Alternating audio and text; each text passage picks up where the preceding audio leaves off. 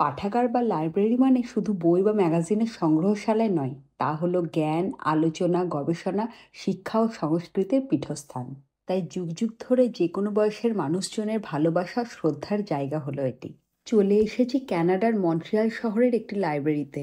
সমগ্র কানাডা দেশ জুড়ে লাইব্রেরি কার্ড বানানো হয় ফ্রিতে, এমনকি কোনো মাসিক বা বাৎসরিক মূল্য দিতে হয় না তার জন্য পরবর্তীকালে। এখানকার লাইব্রেরিগুলোতে বই ম্যাগাজিনের বিপুল সম্ভারের পাশাপাশি থাকে শিশুদের জন্য বিভিন্ন রকম অ্যাক্টিভিটিস। শিশুদের জন্য খেলনা, রং তুলি আরও অন্যান্য এন্টারটেনমেন্টের জিনিস থাকে এখানে, তাই শিশুদের কাছেও গ্রন্থাগার হয়ে ওঠে বেশ ভালোবাসা ও আকর্ষণের জায়গা।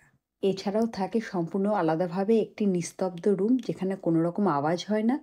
নিজের কোনো ইম্পর্ট্যান্ট কাজ, অফিসিয়াল ওয়ার্ক, মিটিং ইত্যাদি করার জন্য সেটি আলাদা করে ব্যবস্থা করা থাকে। এটা হলো শিশুদের লাইব্রেরি সেকশন। বই ম্যাগাজিনের পাশাপাশি বেশ কিছু খেলনার ব্যবস্থা থাকে এখানে। চাইলে তারা এখানে বসে খেলতে পারে বা বাড়িও নিয়ে যেতে পারে, তার জন্য আলাদা কোনো মূল্য দিতে হয় না।